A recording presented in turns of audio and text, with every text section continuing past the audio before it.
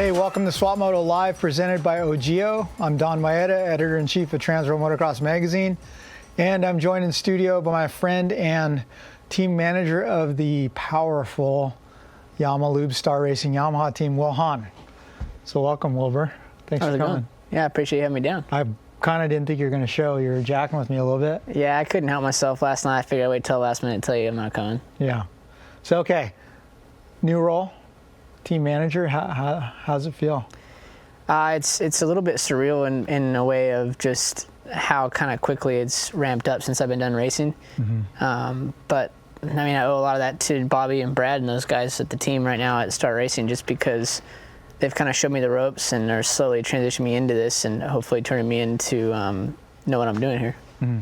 What is the biggest responsibility of a team manager? I mean, it's more than booking flights and this and that. I think it's just the biggest role, I think, is more so just wearing different hats. There's not one responsibility. I think it seems like there's quite a bit, and you always have to be ready to kind of attack kind of any challenge. Like that's something that I didn't really expect. I thought it'd be kind of like, you know, directly, okay, this is what you do every day, and this is just kind of what you keep up on. But it's kind of just a rotating device that's always different. Mm-hmm. So, 3 years ago, final year of racing at the top level.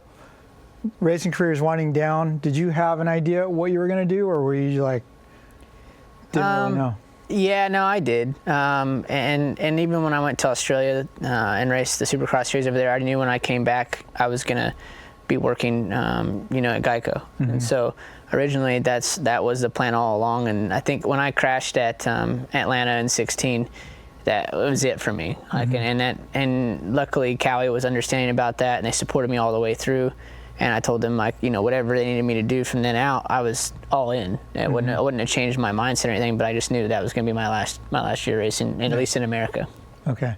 So in 2013, Wil earned the 250 Western Regional Supercross Championship. It was awesome for me to see that because, you know, we've been good friends. But what did that feel like to earn a championship at the highest level? It was so hard to process that night. It didn't ever feel real. And I think because those last three races were so stressful for me, and I kept losing points to Marvin and everything like that. Then I crashed in practice at Vegas and broke my hand. It was just like it couldn't have gone, I don't think, any better in reality. But I think the other side of that is it also couldn't have gone the way it did and it not happen. Like I always had to have something wrong with me, it seemed like, you know. So it was like I was already prepared for that. I think if I hadn't, unfortunately, crashed as much as I have in my career, I wouldn't have been able to handle that night. And luckily, I kind of knew how to deal with. It doesn't sound like that nice, but a broken hand wasn't a big deal. I was like, I can make it through the main. Yeah, we haven't really talked about that. How much pain were you in for? Was it your left hand or your right hand? Right hand. Right hand, so throttle hand. Yeah. So, I mean, luckily I had Dr. G there, and he basically, and the Asterisk crew, at the time, it was Doc Bodner and those guys, and they took an x-ray of it, and I was like, look, I don't care to know. Like, I know it hurts, so it doesn't matter if it's broke. It's not broke, I have to race. So, and Bodner actually came with me on the podium after the race and was like, it's broke pretty good. And I was just like, well, thanks for telling me now. I didn't want to know before, but pain-wise it wasn't bad until like this probably 6th or 7th lap of coming back in, you know, from outside wide open, you land that flatlander into the stadium. That every lap was just killing me. So, and I think about halfway through my hand came off in the whoops, and I was like, well, I can't go any faster. Yeah. Or it's gonna be bad. Yeah. Are you the smallest guy to ever win a Supercross championship? Come on, dude. It's not even necessary. Oh, well, I was just wondering, like, how tall are you? How tall is Ricky? Are you taller than Ricky? I gotta at least be a half inch taller than Ricky. I don't know. It's gotta be close, dude. Before I broke my back a couple of times, I was for sure taller than Ricky. Now it's maybe a toss-up. Yeah, you've had some really severe injuries to your career. I mean, I know I visited you in the hospital one time, and you're pretty banged up that one time with the thing you had to blow into and all that turtle shell. Yeah, that was rough. I appreciate you not saying things you have to blow in here. It's not necessary. People already question me enough. No, that was honestly that, and I had broke my shoulder pretty bad one summer. I think it was 2011. I broke that pretty bad, and those two injuries by far stick out the most. I just remember being at home in Texas, and I actually went home because I was like, I don't want to ride around a bunch of people. I want to be on my own for the first couple weeks. And the second day riding, I crashed and didn't really remember anything because obviously I crashed so hard. And got up trying to figure out what was going on, and got live flighted to Dallas. And it was just, I don't know why, but it was just my shoulder blade and some ribs, but I just never have been in that much pain purely from an injury, and they all hurt about the same. It's just nagging, but that will always stick out. And then when I crashed to Anaheim 1 in 15, when I broke my back the last time, it was really painful. Yeah, so I think that crash really changed the course of your career. I think the things would have happened sooner. Like, you were the guy that year. Yeah, and that's what's, man, I look back, if I don't want to say I have any regrets, but there's a couple things, like obviously if you could do them over, it would do them differently, and I think you would have done the slam more than once. No, you can't, dude. Once you win, you go out a winner. The belt's on my wall at home. I don't have to worry about it. I didn't tell anybody, I got second the other time. Like, I'm undefeated. True. So I wanted to leave it that way. Okay. But Wil won the Transworld Slam, and what year was that? 2010. 10. Yeah, it's the biggest race that our magazine puts on. It's a grudge match, 2 guys, one-on-one, all the way through, and he came on top, and we put him on the cover. And I think it was his finest moment of his career. That's my first cover, dude. It is, huh? Yeah, it was his greatest. Wasn't the only, though. No, you made it happen again. Yeah, he got another one. You crashed in that cover shoot too, that one. Oh, dude, like first lap, just covered in mud too. It's just too much excitement. Yeah. Okay, but getting back to it, you were the dude that year, I think. Yeah, 2011, I came in. I think in 2010, I ended up getting second in Supercross behind Weimer, and with him moving up, I felt like I was the guy to win that year. And I think in Anaheim, I think I qualified first by like a second and a half or something, the first qualifier. And then the second qualifier, I don't know, I think you get to a point sometimes on a dirt bike where it's almost like nothing can go wrong. And you're quickly reminded that it's easy for that bad stuff to happen. And I was at a point where I don't think I was, and everyone always says this, but I don't think I was ever fitter than that year going into Supercross. Body-wise, everything was really good and everything was going well. The bike was good. I was on a new team and everything was just gelling. And like I said, I think you just get in those positions where sometimes you feel invincible, and it's you're reminded pretty quickly you're not. Cool. Well, hey, we're going to take a commercial break real quick to hear from our sponsors, but when we get back, we're going to find out about his alias.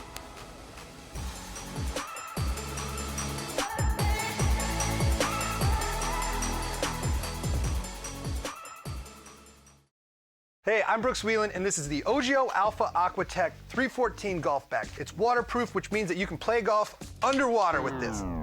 It's not, okay, no, it's for rain. That makes more sense, because when you're like, it's waterproof, I'm like, well, who would be playing golf underwater? That adds up. Rain, yes, it's to protect it from rain, because people golf in the rain sometimes. Waterproof zippers and pockets, so whatever you put in here, they're not getting wet. Plus, check out this side. Very easy. It's got an insulated cooler pocket. That's where your sods go, or brews. You put ice in there, and then they stay cold. If the ice melts, it's got a drainage port. Water comes out, not in. This bag also has the Alpha Fully Loaded Organization, which is a 14-way top. So you can fit all 14 of your clubs in there. Look at them. 1, 2, 3, 4, 5. I'm guessing 14. The whole thing is waterproof, lightweight, ripstop fabric. Say it's raining, put your phone in one of these pockets because its zipper is waterproof, the pocket's waterproof. Nothing's getting in there. Unless you want to put water in there, then that's your fault. On the top of the bag, you got an umbrella holder right here. That's adjustable. That's your umbrella. Ain't going nowhere. I lose like 5 umbrellas a year, and I live in LA. It rains once. And this little strip of red right here, cart strap pass through right here. Because it's important to lock your bag onto your cart. So when you take off, the bag doesn't fall off, and then your dad screams at you in front of his work buddies. Plus this bag also has the redesigned straps and fit disc system. Boom, take it on the go. Not underwater, just say rain. Get ready. 3, 2, 1, enjoy the ride.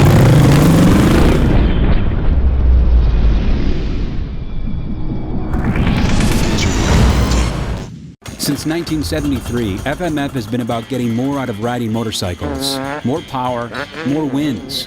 more fun. Innovation in American craftsmanship makes FMF today's leader in performance.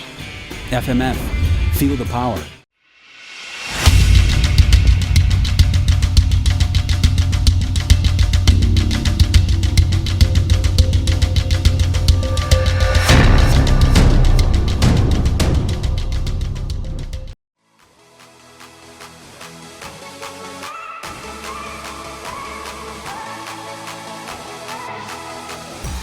Welcome back to Swapmoto Live, presented by Ogio. I'm here with my friend Wil Hahn.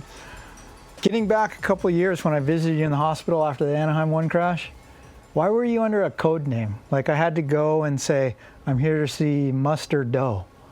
What's Mustard Doe?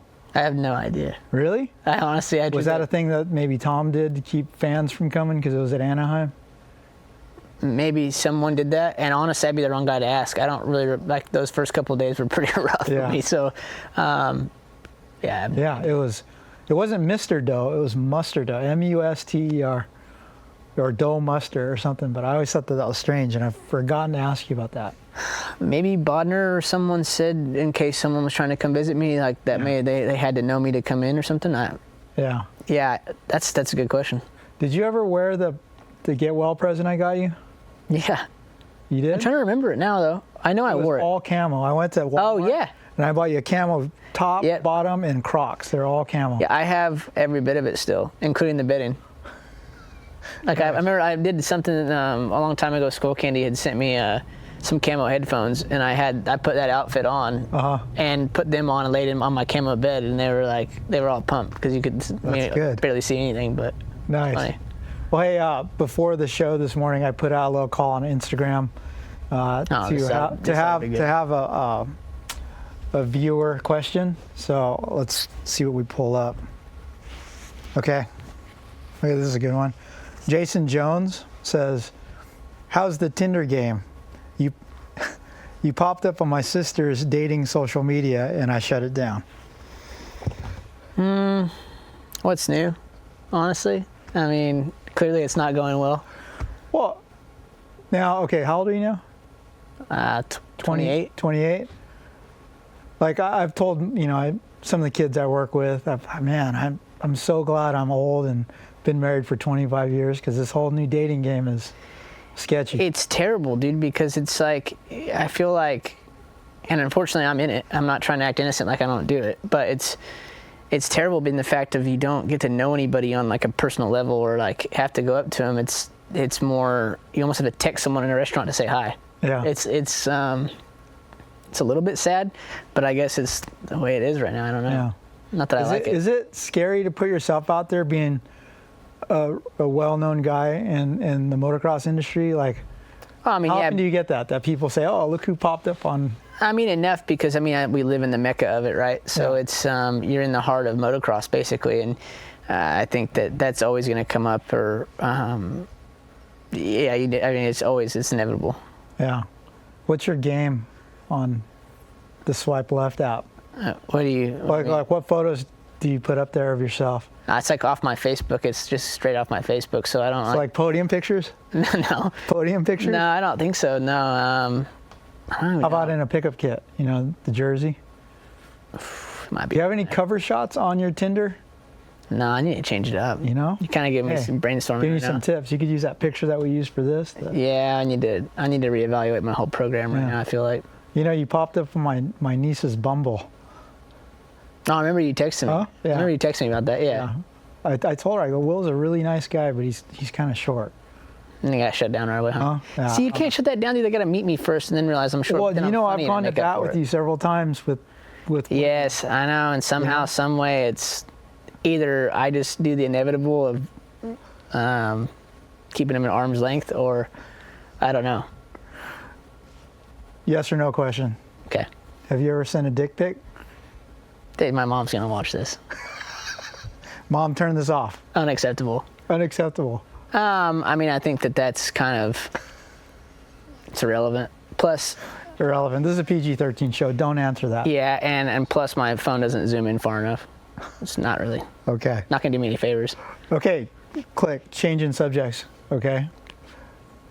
you still do a lot of riding of the bikes for the team and stuff? Like early on, I saw you on the 2019 Yamaha YZ250F before they were even released to the public. But talk about your role as like team manager in that capacity. Like you still help with the testing and the setup, don't you? Yeah, quite a bit. And I think that we were very fortunate from Yamaha giving us the bike early. And then I think on the release date, sometime in June, I can't remember the exact date, but we were able to put it on the track straight away and start working on it. And I mean, we're really lucky that it was already in a platform that it didn't need much help. You know, I think it was more just put some time on it, make sure, you know, there's always things when you mod out a new engine and stuff like that, like make sure reliability's there and everything like that. And like right now it's paid off huge because the guys are riding Supercross and right away they're happy. It's not like, oh, you know, it's a little slower than last year or whatever. We're instantly like making progress and everyone's happy moving on to the new bike. And again, without Yamaha and all this working it with us together and then obviously giving us a great platform, it wouldn't be possible. Obviously the production YZ250F is a great platform to start with. Through your career, did you ever have some turd bikes that you had to like race? Or like, was there anything that was really bad stock and it took a lot of work to make competitive? The only time I look back that like maybe we started off a little bit slow was in 2010 with the new Honda, but everybody was in the same boat on the Honda. It wasn't like one guy had a slow bike, but I think we didn't get them till late, and that was just nature of the game. Everything was slow process with getting parts or cams or exhaust and stuff like that, but I wouldn't say it was like terrible, no. Yeah. Well, how much power is pulled out of an engine with all the stuff you guys do? I mean, it's probably apples to oranges, right? It's funny because no matter what I say on this, it's going to be, well, he's paid to say that. But yeah. I rode 250s not as long as I guess some of the guys now, but I've rode them for long enough to know a good bike, and I've never rode a 250 like it. Yeah. Either the 18 or the 19 or even the 17. You know, I think that, I don't know. I feel like a lot of people are chasing us right now, and especially in that department. And I think, like I said, there's times where I'm riding as much as I have been, and especially during the summer, I was riding quite a bit where I was like, man, I kind of want to line up on this thing. It makes you, especially outdoors, it makes me feel like I could do something outdoors. You know, I was never really that good in outdoors. Supercross, I always kind of had that feel of, you know, I really enjoy it and like it, but outdoors, I never really felt like great. And on that thing, a few days, I've been like, maybe I could. So like you want to do a one-off national? No, I don't, but it makes me think I want to at times. Then the reality sets in. I think I crashed on the summer or something this year, and I was like, yeah, no, I remember that now. I remember. Yeah. Yeah, the bike's pretty amazing, though. Like, for me, it blows me away that they have that power tuner app, and you can just change the power band however you want. I mean, that gives normal guys the resources like your team has. Right? Yeah, and I think that you also get to learn your bike, and you kind of learn, you know, maybe go aggressive, maybe go to where it's a hard pack setting where it's a little bit easier on the throttle, but you might end up liking that setting more, you know, on a loamy track just because it's easier to ride. I think you kind of experience, you know, what we do a lot to help a rider be better on certain days for yourself. And you acclimate the bike to yourself, and it's, you know, someone else might get on it and be like, man, it needs more bottom or something, but I think it's cool to experience that. And I haven't even messed with one, but I know some of the mechanics at the shop have them for our 450s and stuff. They really like it. Your phone's probably full of too many of those dating apps to load the power tuner up. My role has nothing to do with anything as far as data or anything to the bike. They do not want that. So, all right, hey, we're going to take another break, and when we come back, we're going to wrap it up with Wil Hahn.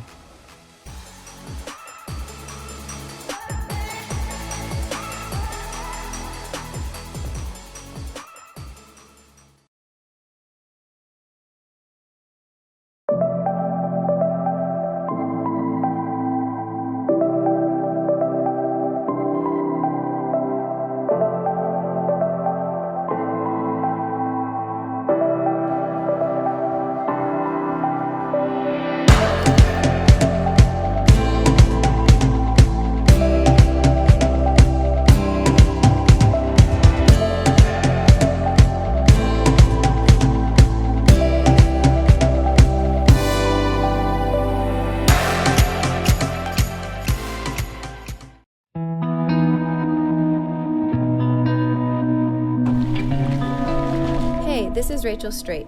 As a professional mountain bike racer, I know what you fuel your body with is important, so I rely on Rhino Power before, during, and after my rides and workouts. I feel better, perform stronger, and recover quicker.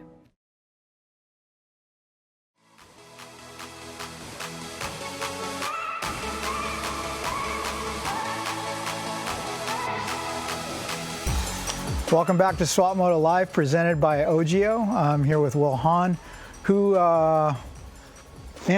team manager of the Star Racing team. How much of that is psychologist? Like, you have to like analyze your riders and figure out, oh, this guy needs to be like pumped up and brought up even when he's sucking, and this guy needs to be yelled at, or there's personalities you have to manage. Yeah, there's no doubt about that. And I know learning more from, even Brad and Bobby, Bobby's really good at it. And it's pretty cool to see him and reflect back to when I rode there and kind of be in his head now on this side, not so much from a rider standpoint. And it's funny, he kind of knows each guy. Like, you can be kind of hard on him. Okay, you can't really be hard on him. And Brad's really good at explaining it to the guys too. I know, like, just seeing some of the stuff he's done in the off season, and we bring a guy in that feel like he might need some help here, and how he explains it. And obviously, I think it's kind of, it all goes hand in hand between us. We all want the same result. We want to go win races, and that's our job. There's not one point of us that wants to ever hurt anybody or set anybody backwards. It's all for the end game, is for us to go out as Star Racing to go do the best we can. One thing I'll say about your team, in my capacity as a journalist, is your team semi, the vibe's always super good there. Like, it's a welcoming place for us to come hang out, shoot photos, talk to the riders. Is that a conscious effort on you guys' part to just keep it light, keep it fun, and then guys produce better? Why are some teams so gnarly, like you don't want to go hang out? I think it's the overall atmosphere of our team. I think that we're racing motocross, and it's a business at the end of the day, and it's especially on this side of it now, and realizing that. But I think bottom line is we like to have a good time doing it. But when it comes down to being serious, we want to kick ass too. Like, that's the only thing we have on our mind is going and winning races. But at the same time, without having fun doing your job, I wouldn't want to do it another couple of years if we're bored and miserable and don't have that much fun. But we find a really good balance of that, and I think that it's hard to find. And I know I've had a couple like guys that come to the shop, or maybe a new guy that's come in that's worked there, and it was like, man, it's like a family. Like, it's crazy. Like, everyone says bye at night, or see you later, have a good weekend, or whatever. And I think that it's something really good we have, and I don't know if it's kind of crazy when I think about we're all kind of close in age too, and I don't know if that has something to do with it. But whatever it is right now, everyone knows their role, and they do it well. But at the same time, if I ask this mechanic to help me with this and it has nothing to do with what he's doing, they're in. The engine guy, Jeremy, if I ask him to do something, he's right there to help me, and vice versa. Like, I think that we all kind of understand our role, but know that there's going to be things, like I said, with the multiple hats. I'm not the only one doing it. Everyone does it. Yeah. Last year, 2018, was incredibly successful for you guys with Aaron Plessinger and the 2 titles. He was always a guy that was smiling no matter what. Even on his bad days, he seemed like he had a good attitude, and he must have been fun to work with. He's a different guy, man, and I mean that in all the most positive way possible. He, like you said, he gets to the track in the morning, he's smiling, has camo basketball shorts on and a sleeveless, probably a Thor shirt or something, and it's just funny. He shows up there and ready to do his job, and there's days where it's not all peachy and great, but he was able to push through all those and it not affect him in a mental state of having 2 bad weekends. The next weekend he'd come back, he'd probably go 1-1, and it was crazy. And I think that stems from just the whole team kind of understanding him. He's been there a long time, and without his work ethic, and then obviously Swanee's a big involvement in this program too. It's funny when you add people that are doing everything. Everyone has a small part in everything, and I think that we just have a really good that whole atmosphere from how we all work together. The platform of our team is pretty special. There's some big shoes to fill for the riders left on the team. Who do you see as being the guy to step up? I mean, is it going to be hard to come off a year with 2 titles? I mean, it always is, because you want to keep doing it. I mean, it's fun to win. It's fun to be involved in that. But at the same time, I think that we're in a really good spot with Colt and Dylan.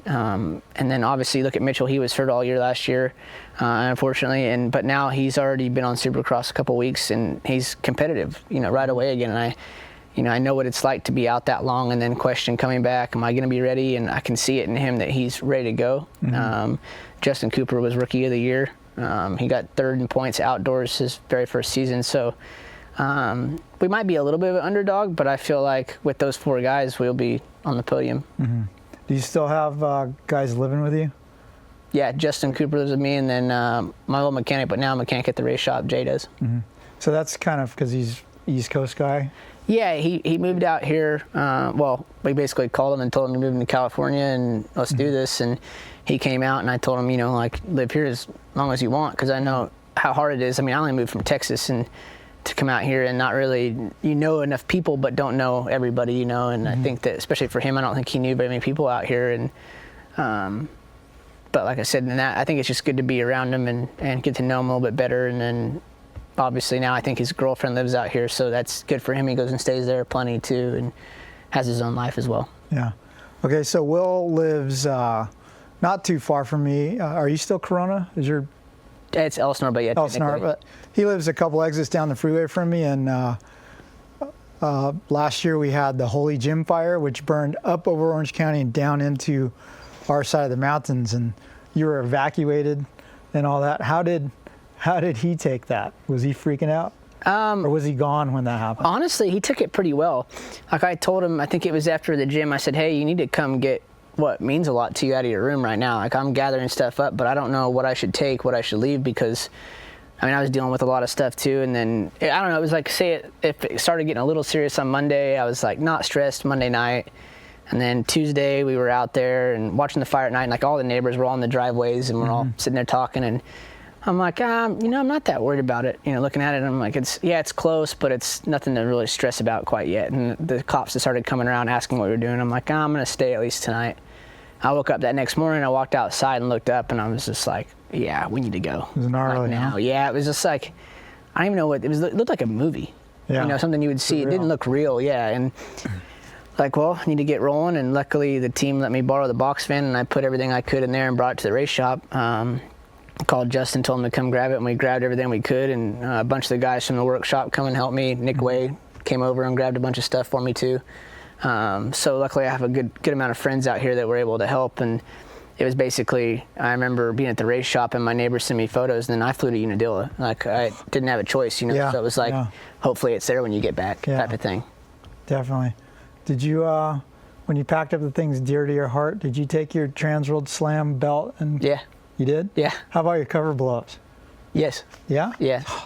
You got me right there. Yeah, no, I took those.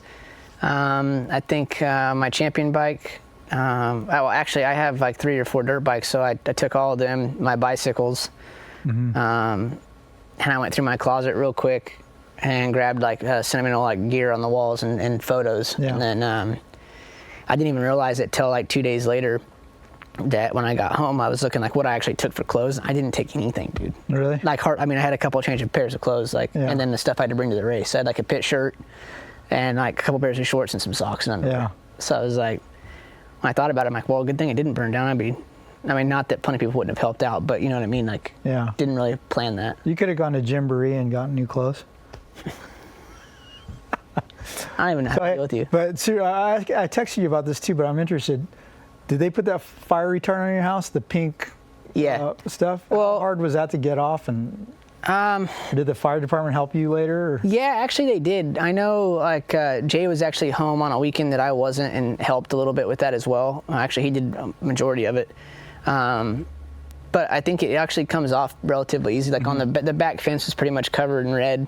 Like I think how they set the parameter of it, it was like the neighborhood comes around and then turns hard and goes past me and then turns back the other way, with the plane just comes straight through. And I was kind of out of it a little bit, but on top of the house, like the solar panels and everything like that, yeah, they were coated. I know the fire department stopped with a truck and helped like hose those off at least. But the funny thing is now is like I saw a bunch of people doing like, major cleanups with like legit cleaning crews Yeah. the week or two afterwards. But when we had those Santa Anas a month ago or something, dude, my house is wrecked again. Yeah, like the 'cause all the attic, black. yeah, all the ash, and it's like I went down on my countertop and like wiped my hand like that, and you're just like, wow, dude. Yeah. So I mean, until we get a good amount of rain, you just Yeah. kind Do of. you have to worry about mudslides in your backyard now? They were evacuating us again for that a couple weeks ago, Geez. and I was When like, it rained a little bit. yeah. So we were dealing with that, but nothing. It didn't end up raining. But I don't think so. I think where I'm at, it won't really matter. Yeah. Right on. Well, hey, I'm glad that your house was good. Yes. Okay. I think it was scary for everyone, like all the way to Corona, pretty much. It was Yeah. just like we were all like, hopefully.